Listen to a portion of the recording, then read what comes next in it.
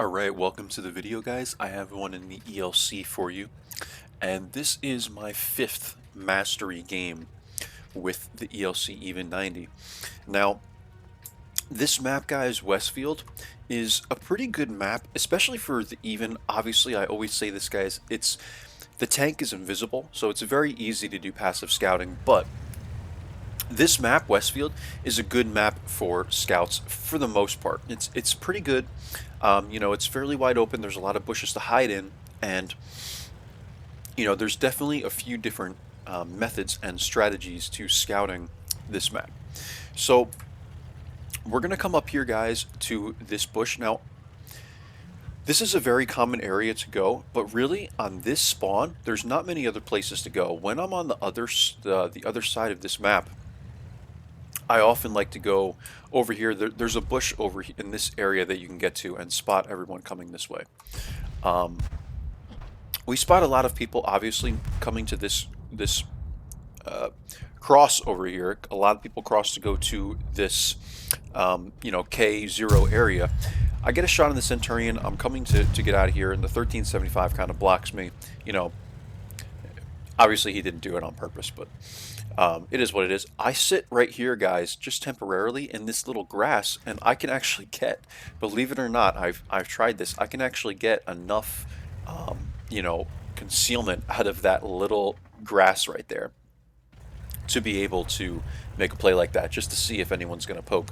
Now, it's not really good to do it consistently, though, because when you sit here, if someone comes up to like right here, they probably spot you. But this is something you can get away with, at least temporarily. If someone's going to poke the hill here or something, you'll probably spot them. Now, T29 kind of makes a stupid play here, guys. He's going right down the middle, and I'm trying to use this bush kind of to get to make it solid and get shots without being lit, but I end up getting lit there. I think I went too far forward in the bush, so I run away, guys. And initially we now have 1300 spotting damage. I think we got a little more in the T29 there. And T29 gets a shot on us. I thought I was unlit by then, and we're able to get a really high roll, guys, on that last shot. 237 is honestly one of like the highest rolls I think I've ever gotten in this tank, and you'd be surprised because I mean this is what, 220 HP, so I think the highest roll is probably like 260, or I don't know my quick maths, guys, but it's definitely higher than that. But I rarely see high rolls in this tank for some reason, guys. Anyway, we're able to kill the T29 there, and like I was about to say, guys, we got a lot of spotting damage from the beginning of the game. So combined, we're looking at something like almost 2,500 already, guys, and it's a really good start. But the biggest issue here is we have lost this side of the map. When you lose this side of the map, usually it's a loss. If I'm being honest, like, it really depends on, obviously this was a win. It depends, guys, on like really people's awareness to the situation. So we spot the VK. I'm able to take some shots at him. I bounce one and then I missed the third, I think. It is what it is, guys. That's one of the downsides of this tank. You only get 3 shots and then you're reloading for half a minute. But really, guys, to talk about tactics while I'm going through this, once you lose this side of the map, if they're smart and they kind of poke this and they're able to stay hidden here, or they come down and cap, it's kind of easy to defend this cap, but you kind of lose, like, if your TDs are going to sit back here, like where this stair is, you kind of lose, your ability to stay here, because if you don't really have the heavies and the support over here, then you lose this whole side of the map too, because you're too low to get shots going this way, if that makes sense. However, like I said, guys, it really depends on the situation. So we kind of won the middle of this map, at least for now. So I kind of know where most of these people are. We have like basically half the map right now. I'm spotted by the LT-432, and I'm trying to get shots in on this guy. Like, I was trying to help, but I couldn't find the right angle, guys. And ultimately, those shots basically go nowhere.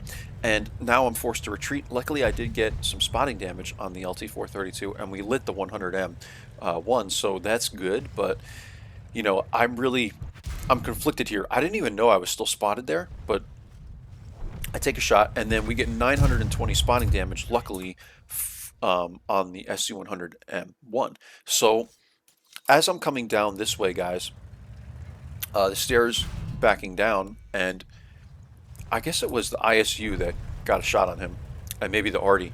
The LT-432 presses us, guys, and you'll see right there, I hit the handbrake to make sure he doesn't ram me, and luckily I light him on fire, I think, for the second shot, maybe? I'm not really sure. But we're at 1776 damage, 2692 spotting. After that kill on the LT-432, he presses probably not the smartest play on his part, guys.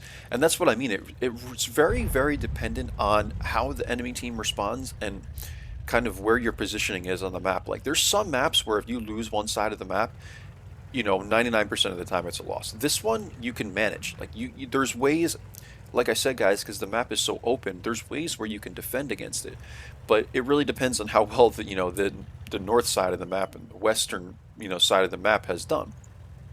So in this situation, we were able to kind of pull it off, and it's just one scenario though, right, guys? I mean, you just never know. So now we're kind of closing off this game, and if my quick maths are correct here, guys, we're at like 4,200, something like that combined, and it's looking to be going in the right direction of a mastery game. And I was gonna come into this bush, but I wasn't sure I would be able to spot these guys without getting lit myself, based on the angle, because like you have to come into this bush correctly, even if you know where their tanks are. Like if I knew they were both sitting right here, you have to come into this bush at the right angle so you don't get lit, before you get into the bush, if that makes sense. So I kind of do a loop instead, and I spot the Crusader and the SU-152. They're both at the base, and I run away. And the RE is able to get a shot on the Crusader there.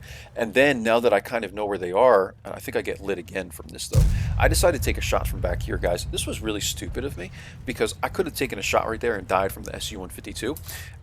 What I should have done and what my plan was going to be until the SU-152 made that move was to get into this bush over here.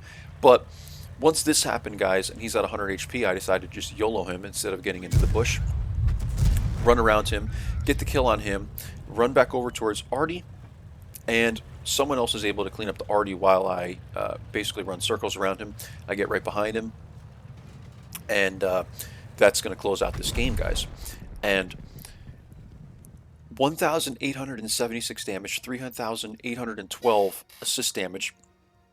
So you see, guys, that this is almost like it's close to 6,000 game. It's high 5,000s combined, and this ended up being a mastery. I do have the M plates, but just to touch on kind of what happened here again, guys, knowing that we had the map advantage, you'll know here that the SU-152 more than likely can't be anywhere else except like in this area here, like he's going to be somewhere in this kind of area, given where my teammates were and stuff.